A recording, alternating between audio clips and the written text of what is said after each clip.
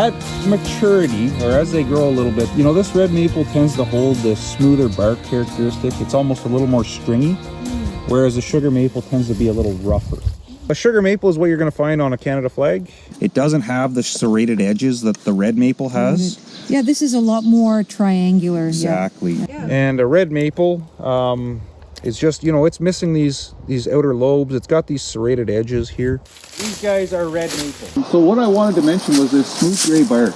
Okay. So down on the stem here, you know, you're seeing this kind of gray stringy bark. What I just recommend to folks that, you know, don't see these things every day is don't just look at eye level. Sometimes you want to look up into the crown. In the fall, you know, red maple tends to go that really nice fire engine red, where sugar maple is more of an orange, yellow. And you'll see that on the landscape when you're driving. You know, the hills around here just go, they're magical in the fall. Those sugar maples versus the red maples, the red oaks, and the white ash are beautiful. They almost go like a violet color. So this would be like considered your super canopy tree. So it's platy. Maples are thicker. It's thick. It's gray. If this was a red maple, this same size tree, it would have, you know, kind of these long, stringy, peeling barks. But it looks So you're good. saying long, thin, stringy would be the red maple. This is not what you would call long. No, thin, this is stringy. more platy. If you cut this tree, for example, you would see that inch thick bark that we were talking about.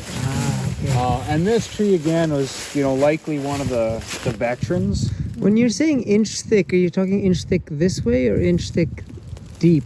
Like inch thick this way.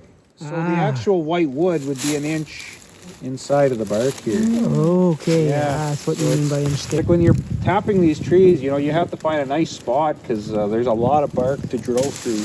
Sugar maple is an elastic species in the sense that it can just sit on a site until the correct, you know, until it's released. And amazing. in this case, what you have here, this is gap dynamics. So, you know, these little isolated pockets of balsam fir, in this case, have fallen out. And, you know, this little sugar maple's been sitting here waiting for its opportunity, and now it's got it. So over those it's going to take a couple of years for this sugar maple to really respond to these new growing conditions.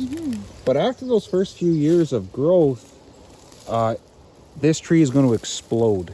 Wow. You know, it's really going to take advantage of all this sunlight now. Yeah. And you're going to see, you know, in 10 years, it's going to be 3 times the height.